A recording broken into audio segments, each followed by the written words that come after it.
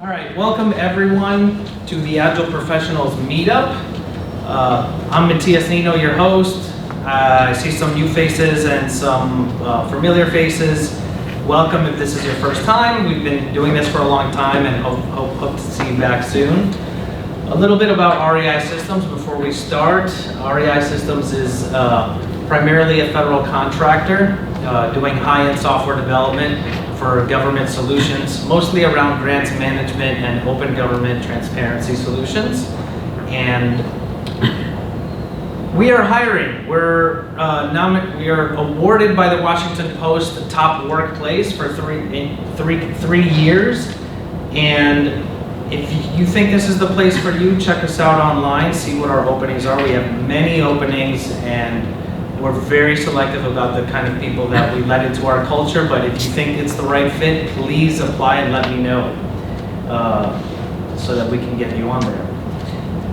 Today we have a talk by Josh Seckel and Mark Ginise. They are here. They're giving their highly anticipated session that they are delivering at Agile 2019.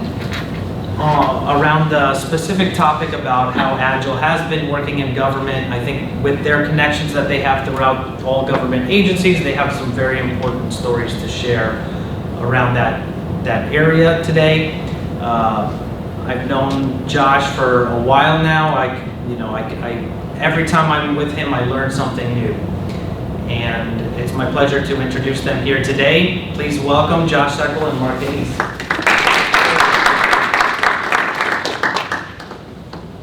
And while it's a fascinating slide, it's hard to talk to.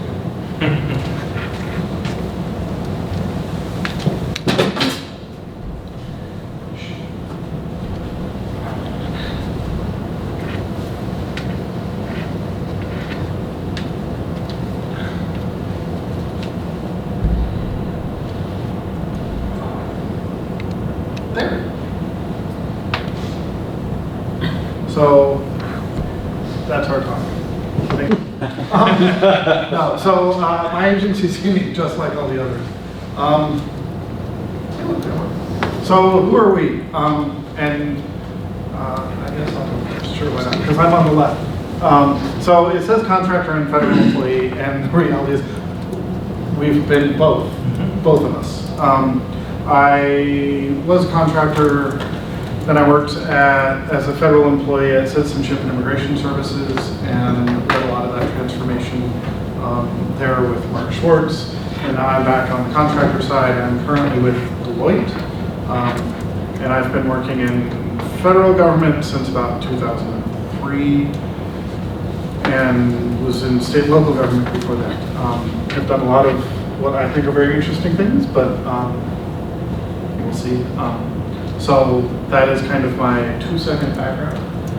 Mark? Thank you. My name is Mark Ginise. I actually come originally from California, came into working in the government in 2012 at the Department of Transportation. Small little tiny agency, 900 people, of which 700 field inspectors. Did Agile there, and I found out, boy, this is wonderful. This department is just like the private industry. If you could justify a budget, they'll fund it and they'll let it go. I switched over to TSA. Went from the top 10 rated federal agencies to the second bottom rated federal agency for employee satisfaction. Found out that not all agencies are the same. There we did an Agile transformation and a cloud transformation at the same time. Any piece of advice I can give you unsolicited, do one, don't do both at the same time. Very, very hard to do. I then switched off to be a contractor at Customs and Border Patrol, did the cloud migration there. Setting up the Agile practice as much as we can using DevSecOps, and then switched over to Blackstone, where I worked as a strategist. And then recently, about a year and a half ago, I got the call from DAU, Defense Acquisition University, to come back to the federal government as an IT professor with an Agile emphasis. Couldn't pass it up. The nice part is I get to talk with all these different agencies, I get to talk with the programs and help them as they go through their transformation. That's my background. Josh actually said, hey Mark, I'd like to do a talk here for one of the upcoming conferences, and I couldn't pass it up. I've known Josh for a while. We actually spoke together at one of the other meetups and just realized, oh, that's the guy. I've heard about him before and I've known about him before. So, what did we do? Why did we do it? As you kind of heard here, and I could list all the different agencies I work with and try to put Agile in. Mark and I have a lot of personal experience at trying to improve mission delivery in federal agencies, predominantly through implementation of Agile processes. The objective is not to make them Agile, the objective is to improve mission delivery. Sorry, it's a personal mantra of mine that I keep telling people, lots and lots of people. So we have this vast personal experience, which, while fascinating, is limiting to the two of us. And so we said, hey, let's actually take this and go broader. Rather than just the two of our personal experiences, because of what we've done, where we've been, we have all of these contacts. So we're going to do some research, predominantly through interviews with many different agencies, and to go talk with them about what has worked, what hasn't worked, what's been successful or not successful in your particular agency, and why. In terms of an Agile adoption, in terms of DevOps, DevSecOps, wherever you are on the path to becoming more Agile, let's go have these discussions. And we had questions set up, but they were a little bit free-flowing because we wanted to have actual discussions as opposed to we wanted much more of a qualitative discussion as opposed to a quantitative. How many deployments do you do it? We didn't ask those kinds of quantitative numbers. We had a much more qualitative discussion to talk about what is working, what is not working, what has worked. And so we interviewed people, let's see, in DoD, in Department of Transportation, in TSA. I was going to say several different DHS agencies, PTO, NIH. There's a whole swath of different folks that we had discussions with and that we interviewed. And what are we trying to show? Part of the hypothesis, kind of part of the title of the talk, my agency is unique just like all the others. One of the things that Mark just said, yeah, not all agencies are the same. That is true, but there are similarities and there are things within federal government that we can do and that we should be doing. And there are things within federal government that we probably shouldn't be doing. And then there's the piece that is truly agency specific. So oftentimes when we start talking to an agency, they will say, oh, but I'm not like all the other agencies. I'm different. Like, yes, you are. Just like all the other agencies are different too. But let's talk about what actually does work and how it works. And then what are the things that you shouldn't just adopt wholesale, because the flip side to that I have seen from CIS is people saying, oh, we're just going to take everything that CIS did and we'll do it here. I'm like, stop. Because you're not CIS, you don't have that same culture necessarily. And you see it in the commercial side as well, people taking the Spotify model and just saying, we're just going to use that model now. And you think, even the Spotify guys will tell you don't do that. That wasn't the point. The point was, this is how we adapted and use things in order to get there. So these are the kinds of things that we were trying to show. And so this is what you should do. Wait. No, there are actually things here. These are things you definitely should do. Do you want to? Yeah, so one of the most important things that we heard consistently, and this was from a lot of different agencies, a lot of different people that were leading the implementation, a lot of people that were part of the implementation, a lot of the people that were leading the charge, was have an executive champion. This is something that's absolutely critical, because there's going to be times when you're doing a transformation where you're learning accountability, you're learning how to do things differently, where you're going to have roadblocks, you're going to have doubts, you're going to have questions. When you have that executive support and that executive sponsor, it can really clear a lot of those impediments and make sure you're on the right path.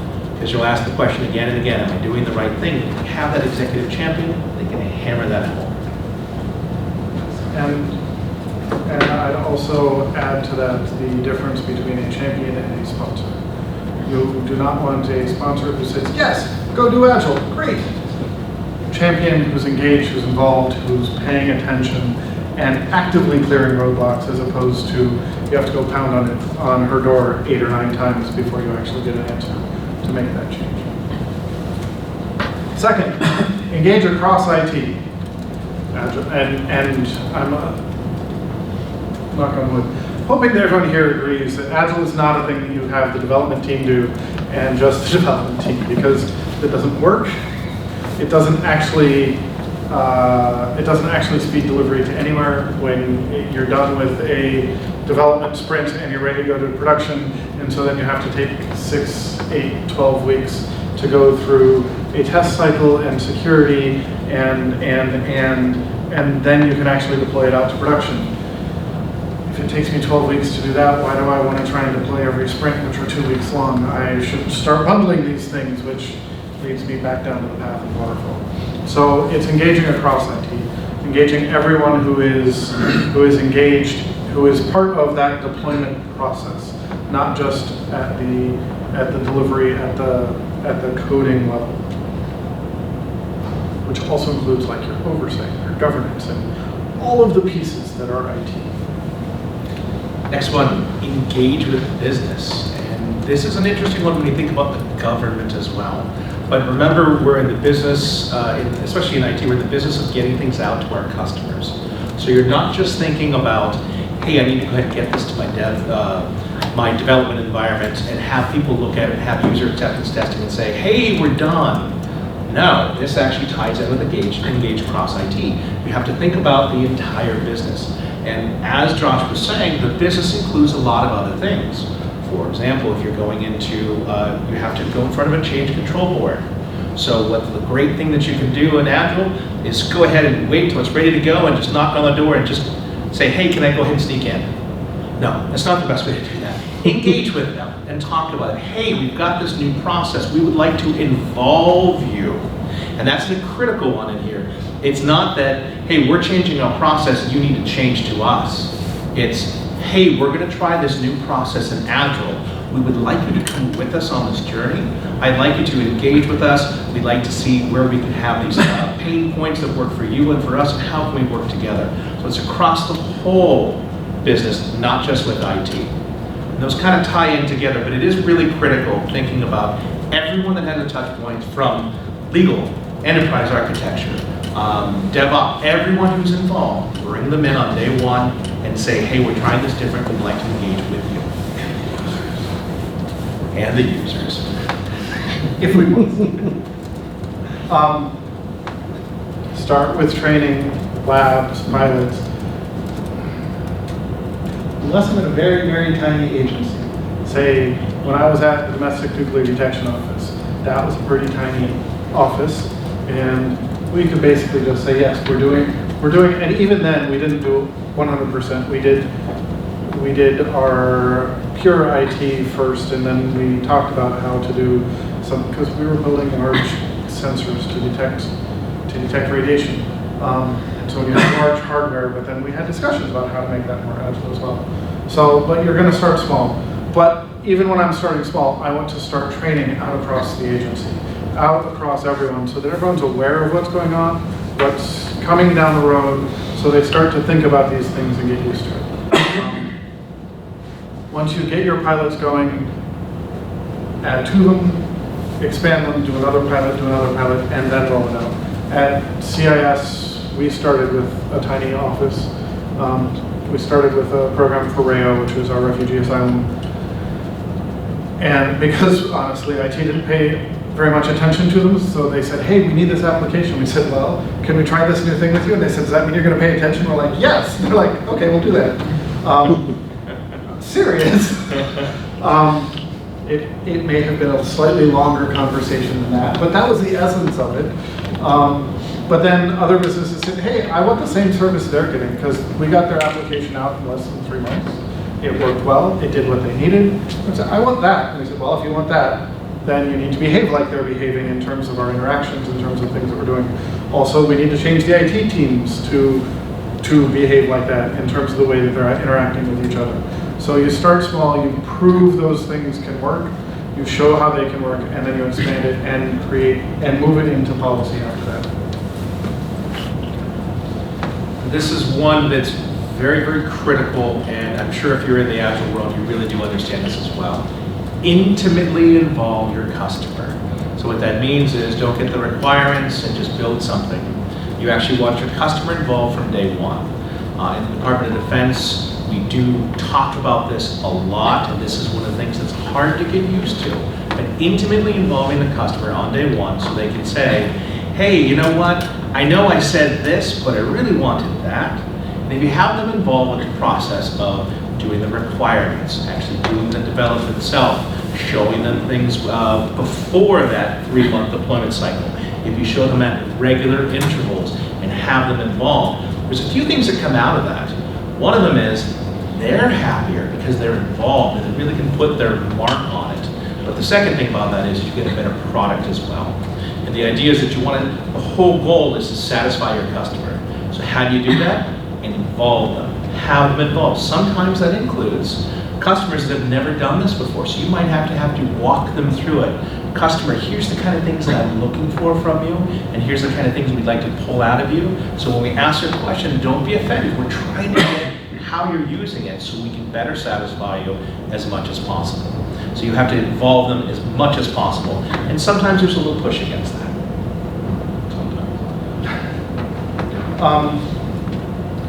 Empower people to make quick decisions. This kind of comes to the quote here. The right people are more important than the process. If I have the right people in place, I can let them make the decisions that they should be making.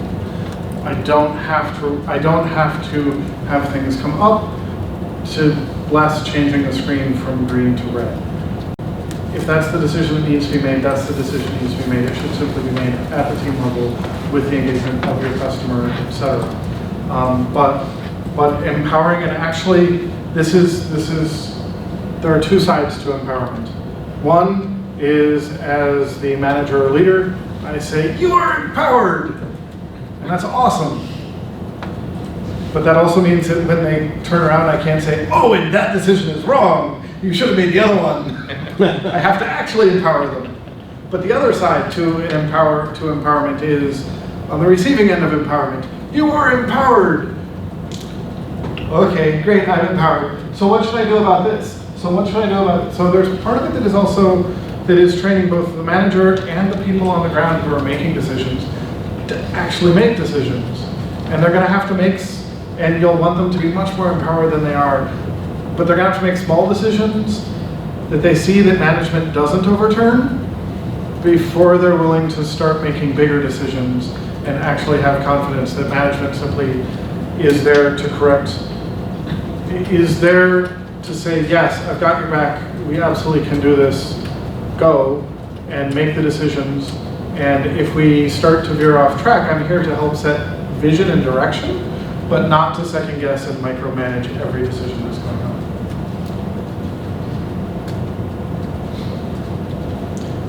This is something that's very, very critical if you really want to push your agility to the next level, and it's have proper automated testing.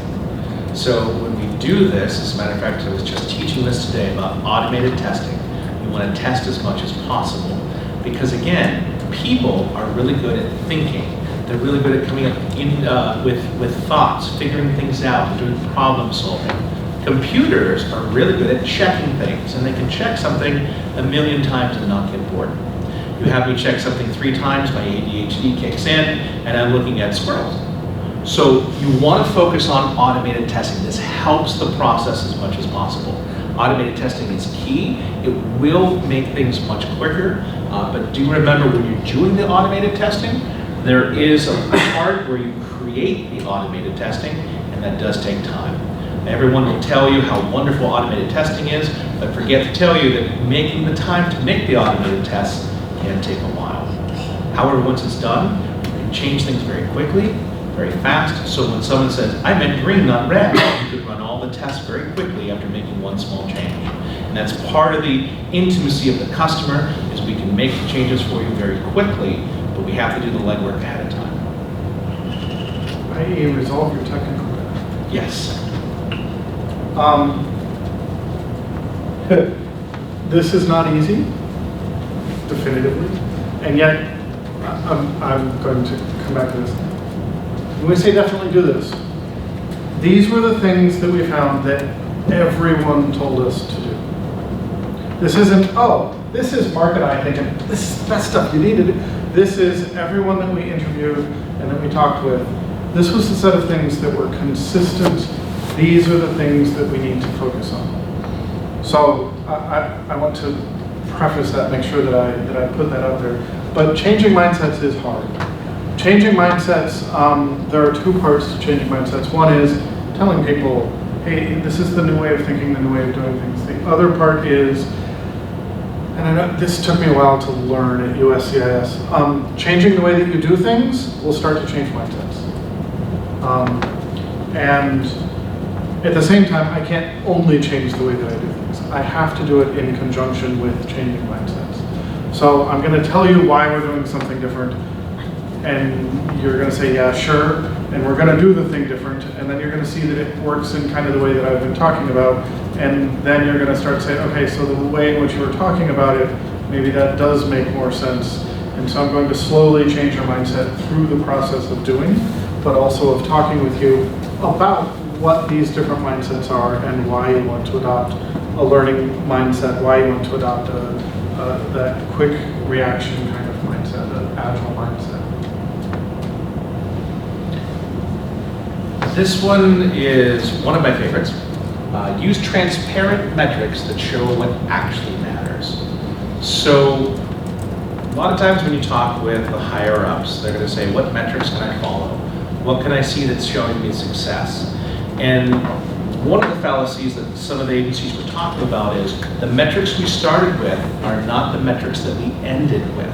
Because what they'll do is they'll find out is, here's what I think we needed at first, but as we got deeper and deeper into the agile processes, we found out that some metrics mattered more than others. Number of deployments might have been great at first, but as you get further and further down, escaped defects that actually got out to the customer base through the automated testing, they'll become more and more important. But the other thing is from that higher up level, there's sometimes a disconnect between where teams are executing and where higher ups are actually at. You have to be able to cross that bridge. And one of the things about it is the metrics that senior executives focus on might not be the right ones that we want to do. A lot of times the agencies were mentioning, this one's kind of an interesting one, percentage of stakeholders at demonstrations. And we heard this a couple times. This is what's an interesting one. If I am asking for a new feature and then I walk away and I'm not intimately involved, when they demonstrate that new feature, I can't get that feedback. And Agile is about that feedback loop to make sure that you're intimately involved with that customer. So sometimes that metric that the senior executives need to drive is making sure that the people are actually asking for the work are actually there to say exactly what I wanted, pretty close, not what I wanted, and let's make some adjustments. So this is one of the ones that came up. I'm sure you have other metrics that you focus on as well. I do, and the metrics, so one of the things about this, and why we say metrics that actually matter as opposed to focus on this metric, is because metrics that actually matter are twofold. One is some of the, hey, am I getting good quality, am I getting good interactions? The other is your mission metrics. What is the actual reason why we're developing software? It's to improve something. It's to enable us to do something. We should be measuring that thing as a large part of our metrics for the software delivery and not measuring our internal processes. And I will take a second and a half, I promise, to say velocity is a ridiculous metric. But not just because it's a ridiculous metric. One of the things that kind of was this evolution of, we started with metrics that were easy to measure, like velocity, and we realized they didn't tell us what we needed to know. Just because I can measure something doesn't mean I should. And often the metrics that were harder to gather were actually the ones that provided more value in terms of being able to go up the chain, in terms of actual changes in behavior and mindset. And if you could notice the quote that's actually on here, this actually comes from someone that both Josh and I know quite well. For those wanting to know how to measure value delivered to your customer, you don't need fancy metrics. Instead, just ask the customer if value was provided and trust your teams to execute. So very interesting. This comes from a senior executive who's actually focused on application delivery. And that one really kind of hits home. Is it the metric or is it customer satisfaction? And then there were some things that a lot of our interviews, they told us not to do. Don't put someone on an island. Hey, you know what? We're going to do an Agile pilot. You guys go over there and do an Agile pilot and let us know how that goes. No support, no anything else, and no integration with the rest of it'll die. We've seen it, we've lived it, we've heard it. Putting something on an island to be the agency antibodies will either isolate it so much that it eventually just withers, or will actively attack it because there's no protection for it. Even though you'd think an island would have a nice moat, but apparently not. So don't put someone out on an island. When you do those pilots, they need to be protected. They need to be nurtured and cultured. One of the things you shouldn't do, delegate the change to someone else and expect contractors to deliver in new ways without change. So one of the things they talk about in a lot of the Agile methodologies is you can't delegate change. One of the hardest discussions I ever had was at an agency where they wanted us to go do an Agile pilot. And then we came back to report the results and they said, that's great, can you give us a Foursquare and just send me an email? And one of the things you had to turn around is have the understanding of why you should say it, but sir, ma'am, respectfully, no. We can't go ahead and spend hundreds of hours to create a document that tells you a Foursquare so you can ask questions. Instead, would you please show up at our next demonstration for 30 minutes, we'll show you working code, we'll show you what we've done, and we can get the feedback then and there. Don't delegate it, come join us with that. And the SCS says, you know what, that's a great idea. Let's go ahead and do that as well. But that was the scariest moment in my federal career, because I was sure I was getting fired at that point. And again, you can't say, go do that Agile stuff and come back. Please come with us, because we need that executive champion. We need that Agile champion as well. Luckily for us, that Agile champion and that executive champion became the same one. The other piece to that is not just your SES, but I have seen at agencies that shall not be named. I put out an Agile contract and therefore all the contractors are being Agile, but I'm not going to change anything myself. You laugh like you've tried this before. It does not work. It does not work at all. But that is kind of the, yeah, no, this is just something that we can contract out. No, you can't. This requires a change. This requires a change in the way that contractors work and a change in the way that federal employees work. I laugh because I work with you, Josh. Oh,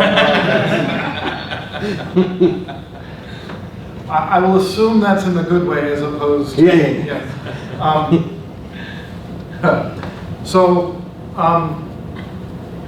Let's see. As a federal employee, as a federal contractor, you're asked for a large upfront plan, no matter what you're doing, even an Agile transformation. And by the way, you better hit those milestones on the Agile. By April 15th, we have half of the organization with a new mindset. And doesn't work. I'm pretty sure. Although I haven't actually tried to do one where I actually milestone percentage of the company or percentage of the agency that had a mindset change. But planning is, as the saying goes, planning is useful, plans are useless. Well, not quite, but almost. So yes, you need to create some kind of roadmap. You need to create some kind of plan.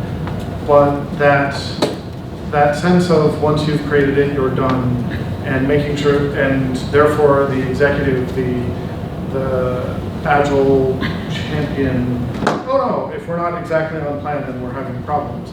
No, they need to educate, you need to say, look, we're gonna create a plan, but it's going to evolve, we know that it's wrong. Whenever I present a plan, the first thing I say is, here's a plan, I know it's wrong. I don't know where it's wrong, I don't know how it's wrong, but I know it's wrong right now. I'm like, well, fix it. I'm like, I can, and then I'll give you another one that I know is wrong. You have to simply accept that there is something wrong in this plan, whether its environment's going to change, that the team didn't have the right estimate. And they estimated well, it's just didn't happen to be right. So any of those things can happen, but acknowledging that up front as you go into this process. When there's an issue, fall back on Waterfall. This is one of the things that happens. You know what? We've been doing Waterfall for so long, and it's worked so well because we know our taxpayer dollars are used so efficiently. We want to have the natural thing of falling back to Waterfall. And a few agencies spoke about this, and they said it very eloquently. And actually, one of the ones that Josh spoke with, I love this quote of falling back to Waterfall. When we had issues, the desire was to fall back to Waterfall. Instead, I insisted that we double down and follow Agile more rigorously. That was a really interesting quote because what they're saying is, again, you have a plan of what you want to do, and then you're going to hit roadblocks, because I guarantee you everyone's going to hit roadblocks, and every agency has hit roadblocks, and everyone in our personal lives have hit roadblocks. But if you double down on the principles, if you double down on the reasons why you're doing it, it can be very powerful and very effective.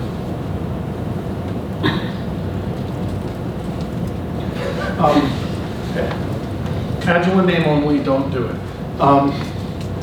There are RFPs that I have read. There are not RFPs that I have written, because I made sure to get that stuff out of there. But there are RFPs that I have read that say, do Agile, here's all the stuff. By the way, also do all of our stage gate reviews that say you must do all of your requirements first. You've missed the point. When you wrote the RFP that way, you missed the point. You're not incorporating the mindset, you're not incorporating the thinking about what actually needs to come out if you're really doing this and really buying into Agile. So as you're doing that, one of the I don't want to say easy because none of this is easy, but one of the ways to validate this actually is look at the retrospectives. Are we actually getting changes that we are actively making changes? Like, we're not just having lessons observed at the retrospective that says, hey, we did stuff wrong. Let's go do that again next sprint. We're actually making active changes out of every retrospective, and that's one of the ways that we're actually like starting to really incorporate mindset shifts and changes as we go. Yes? Don't do this. Say you're doing Agile and releasing every 18 months. Or even 12. 12 months, every 6 months. Let's look at a faster release cycle if we possibly can. I will say that I've been working with the Department of Defense for the last year and a half. A release cycle of 18 months for a lot of these programs would be incredibly fast. Yet they say they're doing Agile. And it's very interesting because it's not just at the Department of Defense, at DHS, and a lot of other agencies we spoke to. Saying you're doing Agile and actually doing Agile is two different things. You've probably heard Fragile before, fake Agile. You've probably heard Fragile. My other favorite one, which is the best of Waterfall and the best of Agile, we call that waterboarding. It doesn't necessarily work. But be careful of anyone that says, hey, we're doing Agile. We're going to have a release cycle in 18 months. We're going to develop for 3 months, and then the release cycle is 12 months after that. That's when you have to say, let's look at the principles. Let's look at what we need to do. Have we engaged across the entire organization? Is there more outreach we can do? What can we do to increase that? So if you have an 18-month release cycle, let's rethink this. And buzzword Agile, or buzzword bingo. If you're, and these last three all kind of go together, which is, yeah, if you're not actually making changes and you're simply changing the wording or you're changing the terminology, we're going to do a daily stand-up. That's really the extent. We're going to do daily stand-up, we're going to do sprint planning and sprint demo, and we're going to have a meeting that we'll call retrospectives, but only when we feel like it. Oh, and wait, you know what? What we did in the sprint, we need to delay this PI by 2 weeks because we didn't quite get everything done. So we're going to delay the PI by 2 weeks, and we're just going to push it out. You've missed some things in terms of what does a time box actually mean? Like, this isn't a schedule, like a project schedule that I'm just going to delay in the traditional waterfall sense when things go wrong. I actually need to stick to time boxes. I actually need to make the changes. And the other part of this is I need to see improvements. Like, if in the waterfall process, I was able to deliver code to production once a year, and in the Agile process, I can deliver code to production once a year, I'm not seeing any changes. And so folks who aren't intimately involved, folks who even are intimately involved, saying, you know, what's the difference? Why am I doing this? What are we really changing? And the answer often is nothing, because we didn't really change anything when we said that we're going to go to Agile, other than incorporate some meetings, and we changed some meetings. So actually looking at the improvements, how to make them in that environment, because it's not identical all the time.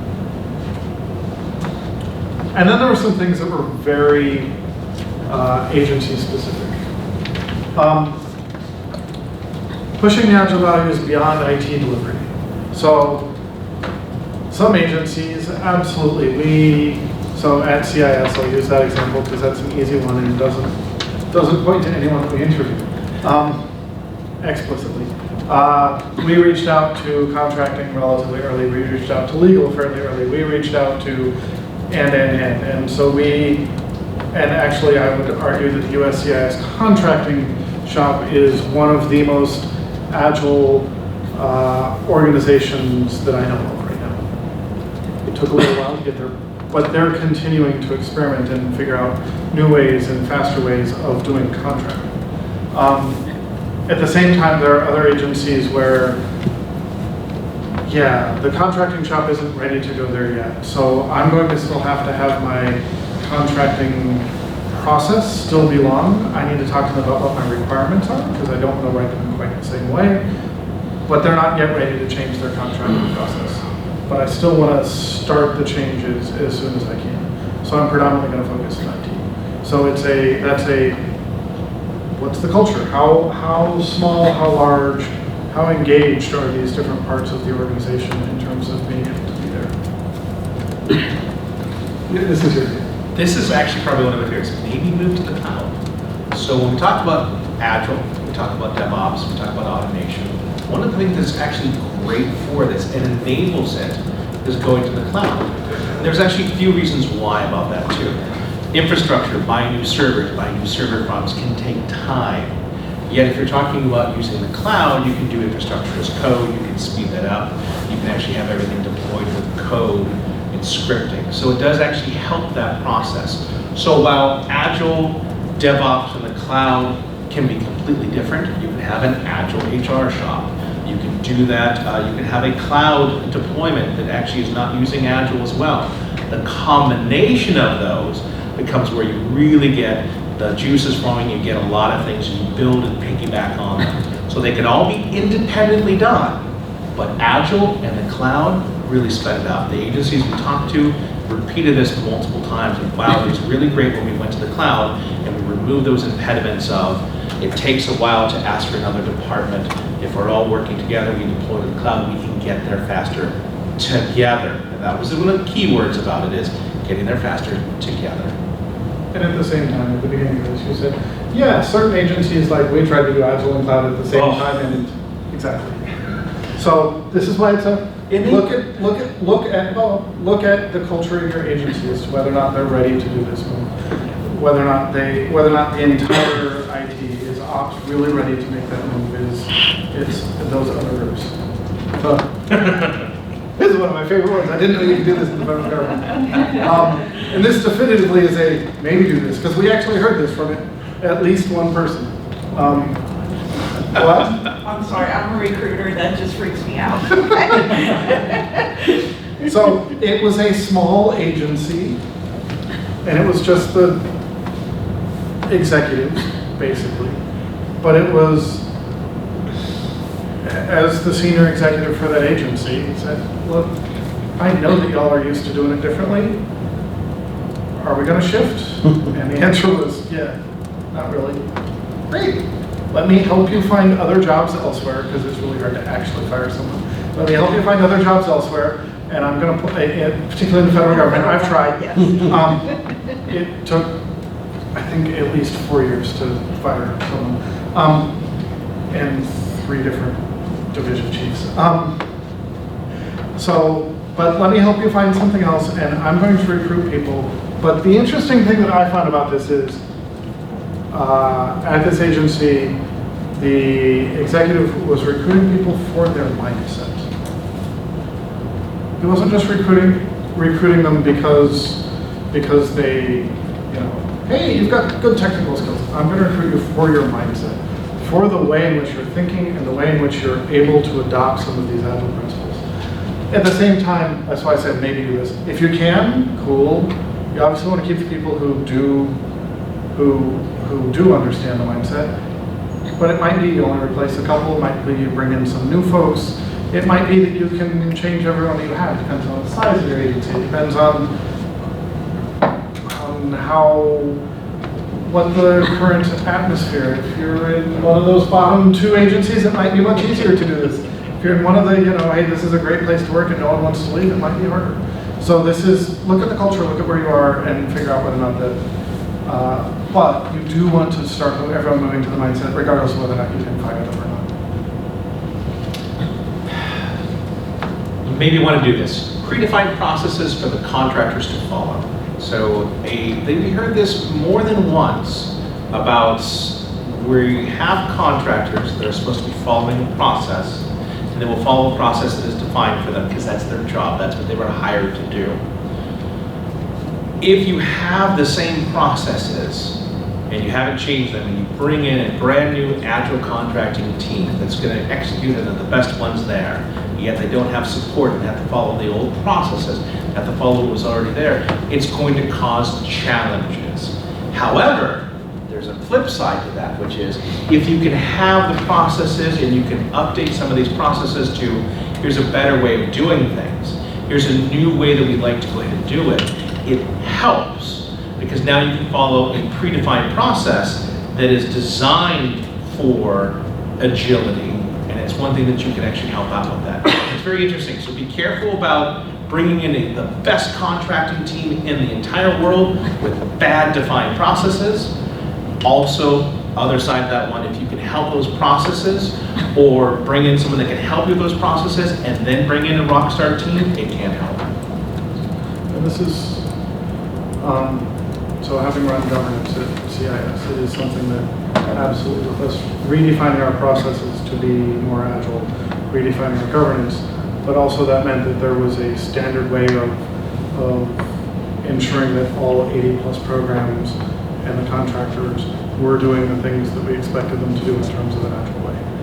One of the things that you can end up with that we heard was, yeah, we brought in all these agile contractors and they all followed the same agile process, because we just said we wanted them to do agile.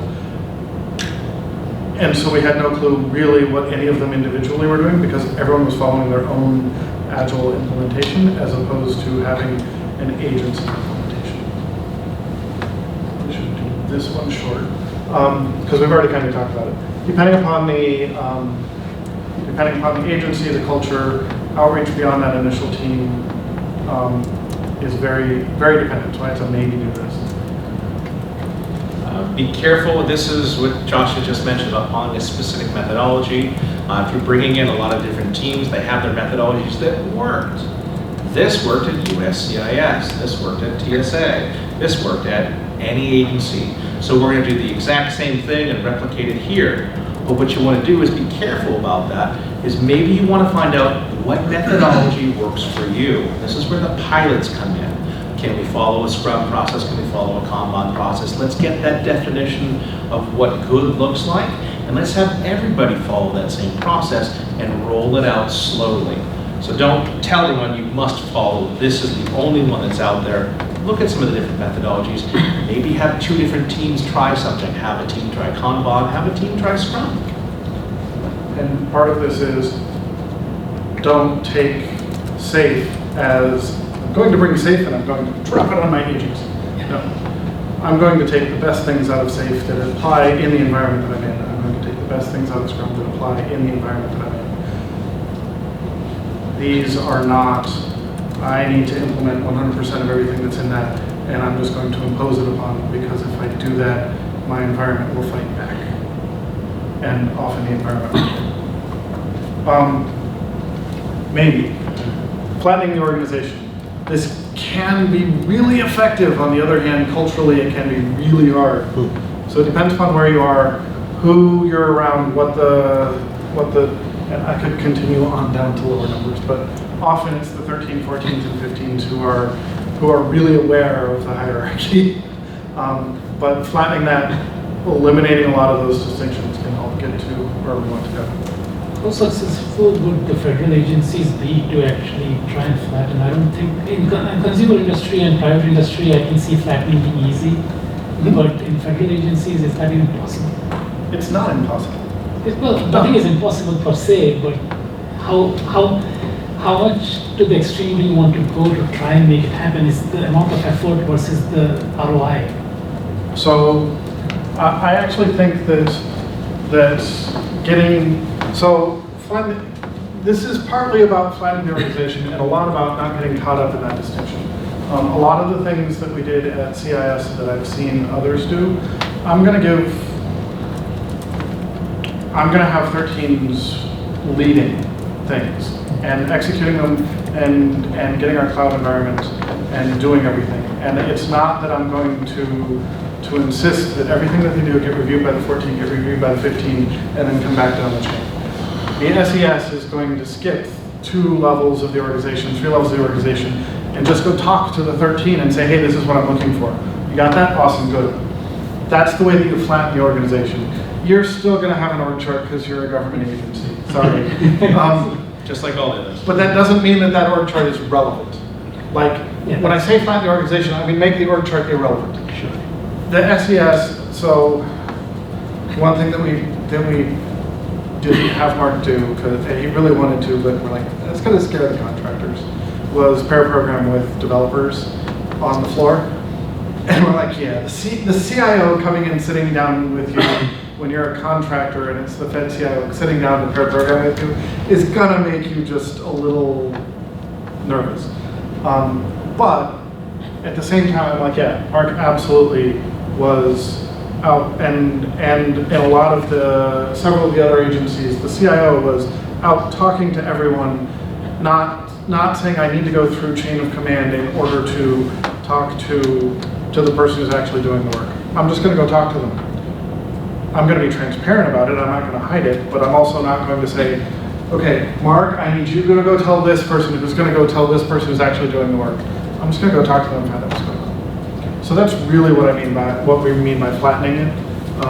Isn't that I'm getting rid of an org chart, but that I'm ignoring that distinction. Everyone talks to everyone and we mean it.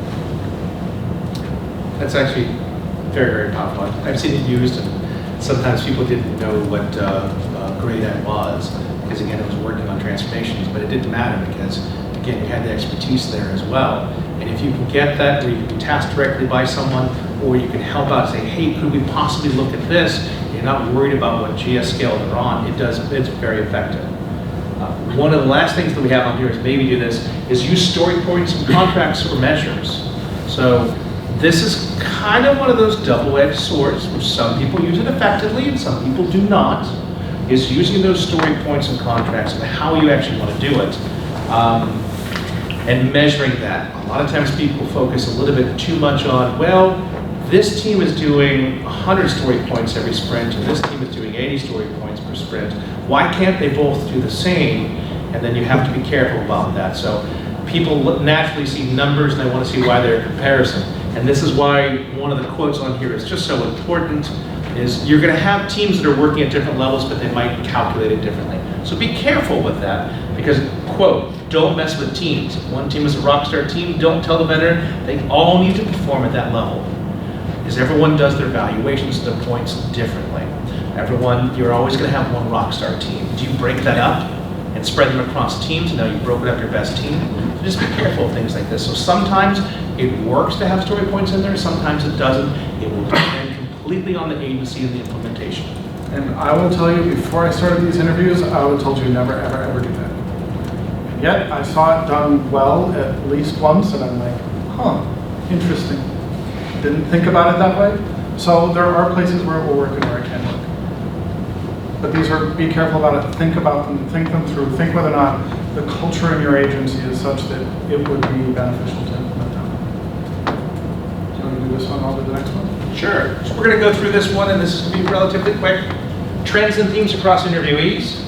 First one, culture change is a major issue. Entrenched values and behaviors are hard to change. Behaviors, cultural values, the norms of an agency is tough. I thought it was tough at DHS. I went to DOD. Oh boy. Culture is a tough one to do. Do the slide, I'll do that. Absolutely. Senior executive engagement is variable, and knowledge is all over the map. A lot of times your senior executives say, hey, go do that Agile stuff. And they think they know what Agile is, and they might try to go ahead and join you, and they might try to help you, and they might actually be an impediment. So remember that the engagement of that is variable. Sometimes coaching the senior executives can be helpful as well. We found this trend quite a bit. Lots of doing Agile versus being Agile. We use the word Agile. We're doing our daily stand-ups. We're doing our retrospectives. We have donuts. We talk about what the weather was like. We're doing Agile. So do be careful about the doing versus being. Conway's Law. This came up consistently. I was really amazed on how many people mentioned this. Conway's Law, for example, executives that get in and enforce the will, but if the org chart doesn't change, gravity will take you right back where it was. So if you say, hey, we're going to go ahead and change something, and then you walk away because the executives are not involved, things fall back naturally the way they were. Conway's Law was mentioned by quite a few people. I'm an SBC, Josh is an SBC. SAFE is both liked and disliked, but many programs appreciate the alignment and focus on metrics that matter. So this is actually something we've heard for quite a bit, is there is a relentless focus on metrics that matter, and they do focus on that. So a lot of people like the SAFE methodology. A lot will start off with SAFE and then modify it. For example, look at Spotify. They changed the way they did business that works for them. Agencies do the same thing. They start one way and then slowly change. Federal employee, as a current federal employee, federal employees lack technical knowledge. Outsourcing of the tech has led to a dearth of knowledge. This was a personal choice a few years ago to become much more technical, and it ended up, they brought me out of the government and was poached from there as well. But one of the problems we have in the federal government is we are the people that are overseeing programs, and we contract off the technical knowledge. That has become a problem in the federal government, because if you don't know what we're doing, how can you effectively show people what you want to change if you don't know what the change looks like? If you don't know what the technical solution looks like, it becomes a problem. We've heard this again and again. 7, a top-down Agile push doesn't work. Pilot programs that are fully supported work more frequently. If you say, go do Agile, from the top down, sometimes you have an effective approach. If you have a team doing Agile and they're trying to spread the knowledge, it works. But if you have both the top-down push and the bottom-up approach, that squeezing really does make a difference. So the top-down, and you have to use those effectively together. The last one is one of the most important ones for me. Agile is about engaging people. I can send an email to a department. I can complain about the department. As a federal project manager, my problems were contracting, security, and acquisitions. So guess what? Guess who my 3 best friends are? Contracting, acquisitions, and security. And instead of saying, hey, you know what, this is a problem, can you fix it for me? I would go in and sit down with them and engage. Hey, I see this as a problem. Do you see this as a problem? Could we come to a mutual agreement? I'd like to find a better way of doing things. impediments. We saw this with a lot of agencies. What they were talking about is engaging people. And if you can make that outreach and take that and shake someone's hand and say, hey, we need to change as well, can we come up with a mutual agreement? Very effective. This was a very common thing. So you think at this point that we could say, yeah, we've got Agile in the federal government, we're good. But it's not true. I'm sorry to say, there are still impediments remaining. Is anyone shocked by this? No? Oh, I thought this was the kicker slide. I mean, you know, the fact that there are still things wrong. So what impediments did we hear? And we were very deliberate about asking about what's left. Or what impediments do you have? Consistency, level of knowledge, commitment to Agile. There is kind of a, yes, absolutely, we need Agile, and you say, what kind of Agile? And they say, MAUVE. I haven't yet found MAUVE Agile, but we'll work on it. Yes. So that consistency, that education, and stick-to-itiveness, that belief in, no, really, we need to change and we need to do this for real.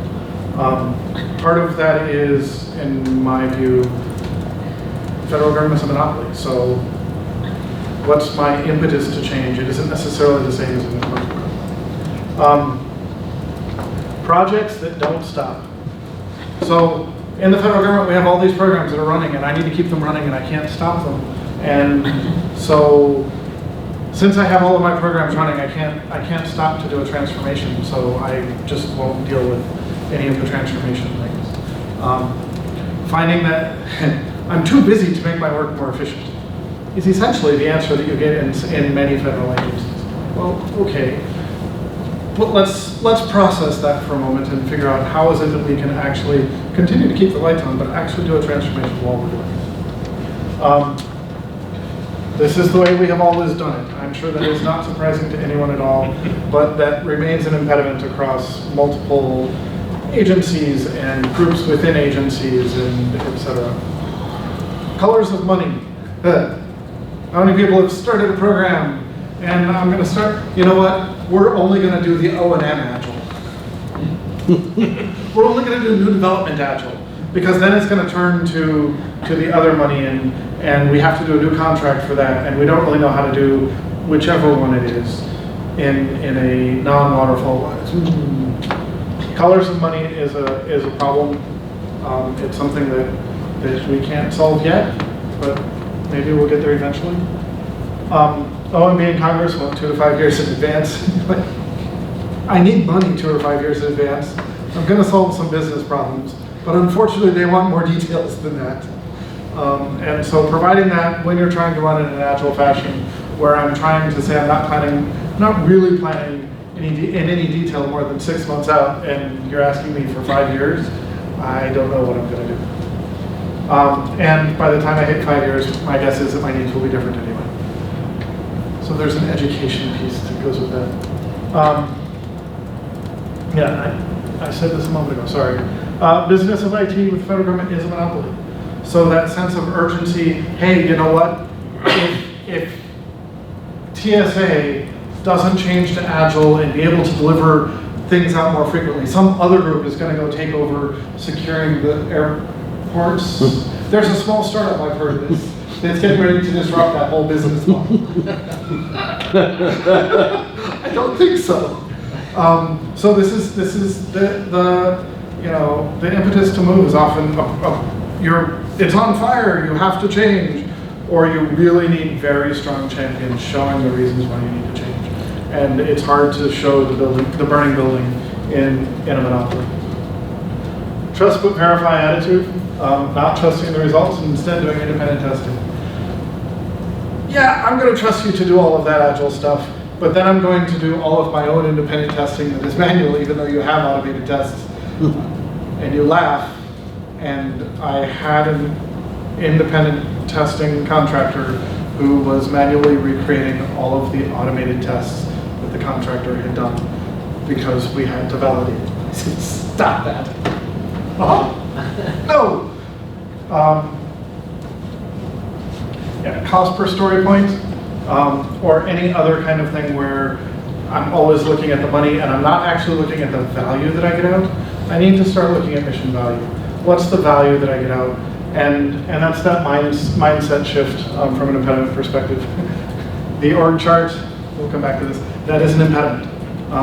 Conway's Law, the org chart, there were a couple of people who actually said that the org chart was the biggest impediment to successful Agile adoption in the federal government. Because I don't change the org chart and therefore everything reverts back to what that looks like.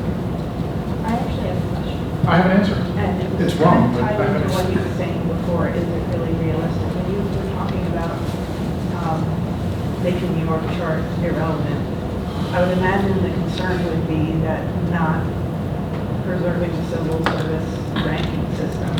How do you not worry about ruffling the wrong person's feathers in the process? If that behavior starts with the SES,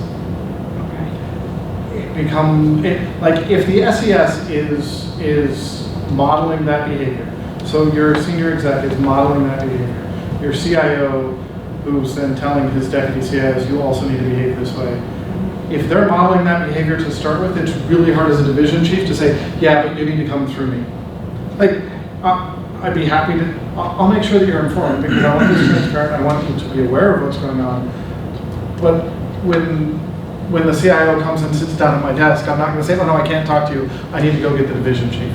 That's a non-starter. Okay, so basically, lead by example.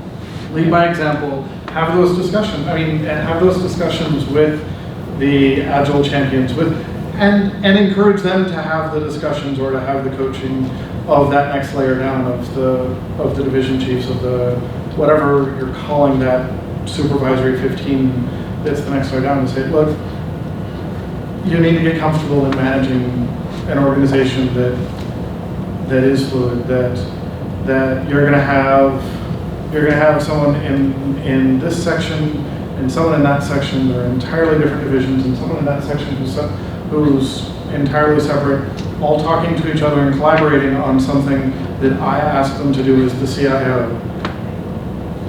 And you need to figure that out and be comfortable with it, and not have each of them have to come up 3 layers to go down 3 layers in order to communicate with each other, because it's not acceptable.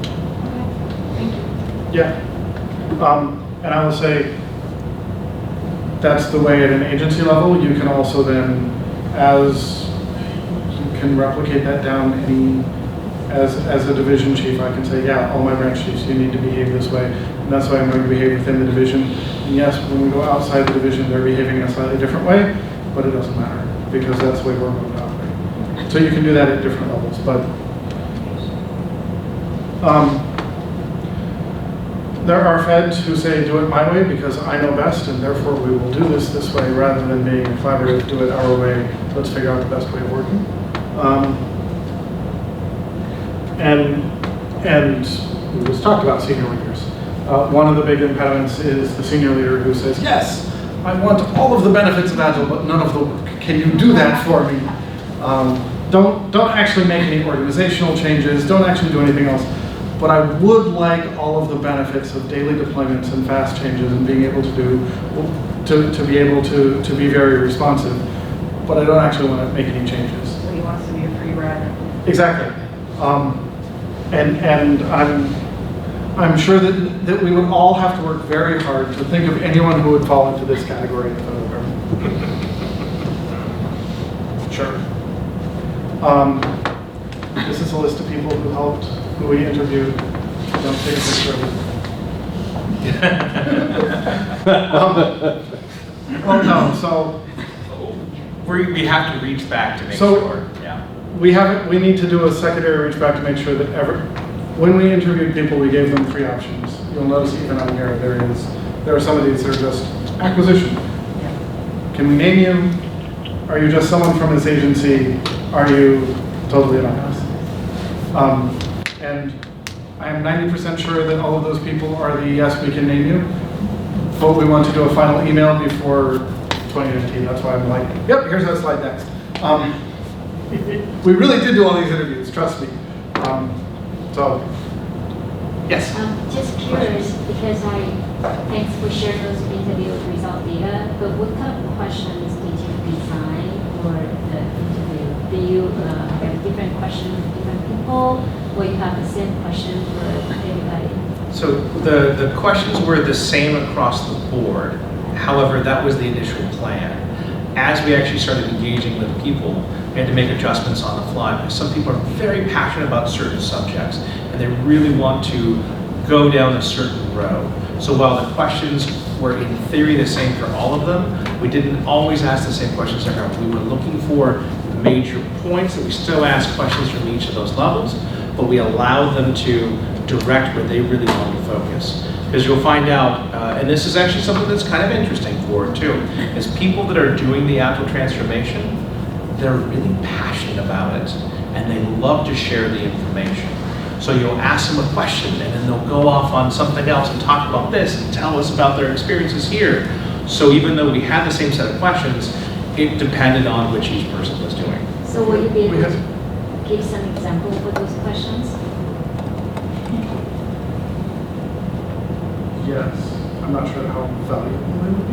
And the reason why I say that is, as I said in the beginning, we started with a set of questions and then we had a conversation. We didn't do this as a formal research independent that I could create a paper that would be peer reviewed, blah, blah, blah, because this was a set of questions for conversation, not a formal interview. I need you to answer this, and then this, and then this, and then this, because this was conversation and not formal, like doctoral kind of interviewing kind of stuff. I'm interested to see some contracts that you say, or RFPs, that are Agile, because most of them are not saying they are not Agile. So if you can, it's possible just to post, probably post something, just to put pointers to some of them. I would go look at the stuff that I issued while I was at USCIS. Because those are all previous contracts, therefore have involved and are all done. That's why, part of why I say that. But. And one of the people we interviewed was Polly Hall from DHS, and she runs the dhs.gov/PIL. That's the Procurement Innovation Lab, where they do like to talk about this. One of her quotes was great, is we're trying to bring a little more excitement back into the contracting world. Not fun, just make it a little bit less boring. I loved her quote about that. But what they like to do is they like to talk about what works, what hasn't worked, and they actually like to share that with people too. They do something super innovative of, they do a contract for somebody, and then follow up 6 months later, 12 months later, what's worked for you and what hasn't worked. So you actually, if you look at that, you'll find some great contracts and RFPs that they've put out, and the lessons learned that they've had come back from that. That might be a good resource as well. So what was the name of it? The Procurement Innovation Lab at DHS. Yes, sir. We have one more over here. Yeah, I'm sorry. Oh, yeah, I have two questions. The first one was that, did you ever ask, or did anyone mention this, that from a business throughput standpoint, so yes, they did something, they switched over to Agile, but at the same time, did they have any comments on whether they saw an improvement in business throughput, or the amount of work done has improved significantly or has gone down once the switchover happened? So business throughput in general. Yeah. I'll take the first stab at this, which is explicitly like in terms of, hey, here's the number that we had before and here's the number we had after. No, because we didn't get into those. At the same time, 100% of everyone who we interviewed, because we asked all of them, hey, if you had to do this again, let's assume you go to a new agency that's not yet doing Agile, you do Agile, 100% said absolutely. It is allowing us to deliver value out to the user faster. It is a better way of working. It is a better way of doing this, of doing our mission, basically. So we didn't have actual metrics from a business value perspective. On the other hand, It was 100% of the people. 100% of people say, yeah, absolutely, I would do this. I would do this if I go to an agency that hasn't started at all. I would absolutely insist they go to Agile. So, two questions. First, what surprised you most about the interviews that you did? What did you say, wow, I didn't think of that kind of thing, right? And second is, did you interview any groups that were doing Agile but not for application development? So, I'll answer the second part. I was going to say, you want to answer that? I'll answer Yeah. the first. So, for me, what surprised me most was that someone actually found a way to make story points work. In a contracting sense, not, well, I'd even argue make story points work in a general sense, but make story points work in a contracting sense. I was a little bit surprised and pleasantly surprised at that. The other was the consistency with which people said certain things, like asking why, like asking, pushing against the culture and the way in which, like, certain things. I was expecting we'd have some things. I wasn't expecting that it would be quite as consistent in terms of what had worked at some different agencies. And for some doing outside of software development, I personally have done worked on transformations where it had absolutely not a single developer, not a single line of code, and done that. But that's not what this focus was on here. But what we did do is we found out as we're talking to some of these programs is yes, they're doing hardware, they're doing weapon systems, and they're actually using agile methodologies and agile mindsets. And they're really, while the primary focus is on software development, they found a way that they can actually use the methodologies and the mindset behind it. That was the critical one, the mindset behind it, with non-software applications. We did interview Holly. Oh, yeah. I was going to say, so Holly Hall And is, GAO, too. and so and GAO and their development of the Agile guide. They could use a little bit more Agile in their development of the Agile guide, but like I was part of that group when I was still a Fed.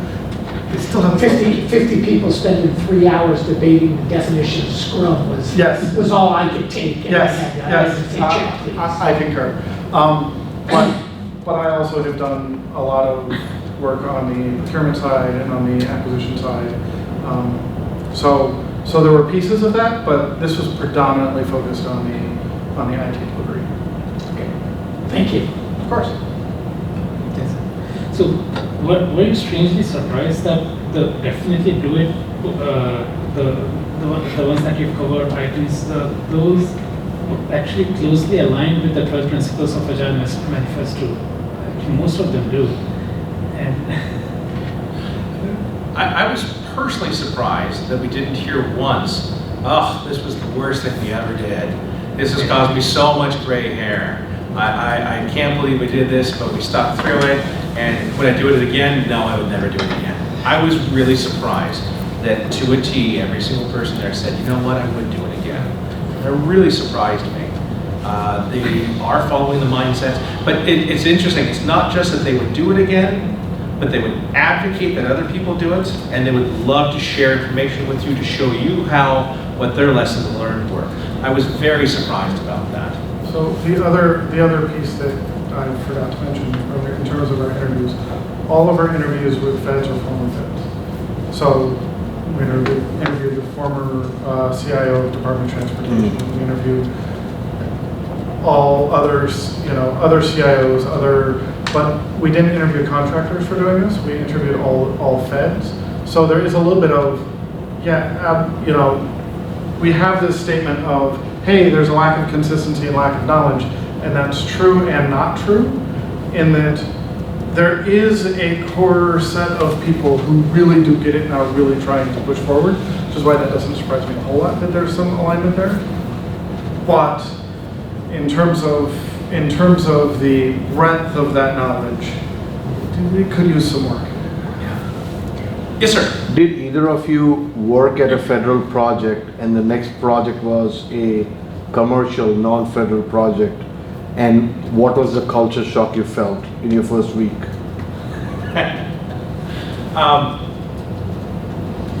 I've certainly had this a few times. Actually, one of the hardest ones was going from a cloud migration at Customs and Border Patrol and just being 100% fast speed working on that and really getting things done. Our daily stand-ups, our coaching with that and everything else. And I switched over to the to the contracting side. and not a single line of code, not a single developer. But the mindset was there. The people wanted to do that, so they were more innovative in how they wanted to do things, yet they weren't actually using software development. That actually was kind of a shock to me about how much people really wanted to change and how they wanted to think about things differently, yet they weren't developers. So it was oh, this is kind of a neat thing, and this is a neat place to be. That was one of the ones that really got me. I'll go to the full, truly commercial as opposed to contractor to Fed. When I left the federal government, I went and worked for a startup that wasn't doing federal work. They were doing cybersecurity stuff, and actually it was a true startup. And what shocked me most was that we were doing better stuff at CIS than what they were doing. Like, I got there, and a lot of my job was to actually teach them Lean Startup, to help them rethink about things and not say, oh, I need to do everything before my launch in a year. Actually, it was only 6 months, but before my launch in 6 months, that will be the first time that we're actually going to launch this thing to anyone in the public. And we're not doing little launches along the way. We're going to do one big one at the end that will have all of the functionality in it. And by the way, we're doing machine learning and AI that we haven't really figured out how to do yet. And we haven't actually hired developers, but don't worry, we'll get them. And it was like, no, but our date is stuck and we have to have all the functionality. And I'm like, okay, let's back up. Let me teach you about Agile and Lean Startup and the fact that coming out of Fed at CIS, where we were cranking to a startup that didn't get a lot of the basics of how to do some of these things. So it was actually the shock of wait, no, I was coming to a startup because you should be better at this, not because I'm here to teach you what I learned as a Fed. Yes. What are the three top federal agencies that adopted Agile compared to other agencies? I'm going to say CIS. Relatively, so. Without a doubt, USCIS, absolutely. They were just very innovative the way that they did things. They had a CIO who just says, this is the way it's going to be. They leaned on people that could help them do that as well. And they said, we're going to do it, period, end of story. Of all the agencies I've talked to, of all the agencies I've worked with, everyone still looks at that as a shining example. I would say that that would be the top, without a doubt. And that's an unbiased opinion, because I used to take classes there as well, that they would do to other DHS agencies. For the other top, we open those classes up to anyone in the federal government, not just DHS. Because they were in my division. I'm like, no, everyone, come be more agile. So there are other agencies that have done cool things and have done projects and individual products that are very agile. But in terms of transforming the entire agency, like I know that the FDA cloud stuff, that they run a government cloud, which actually runs fairly well, and they do some really cool stuff there. I don't know that FDA as a whole and all of their stuff has actually adopted actually I know that they haven't all adopted the Agile mindset. I know that PTO has done some really cool stuff, and they've got some DevOps programs, but when you talk to some of the folks at PTO, they're like, yes, we have some cool things, we need to make that broader across all of PTO. So I think that's part of there are a lot of agencies that have done really cool things, and they need that next step of actually making it an agency-wide instead of an individual. Like when you look at Sentinel at the FBI, it was a great program that they came and changed to Agile and transformed it and ran it and got great results. But they didn't go all the way across FBI then. That was their success story. Like, it's a good start. a lot of pockets of agility in places that are just doing fabulous work, just incredible work. The only one true agency-wide that I can really think of is USCIS. And that was because the CIO just says, thou shalt.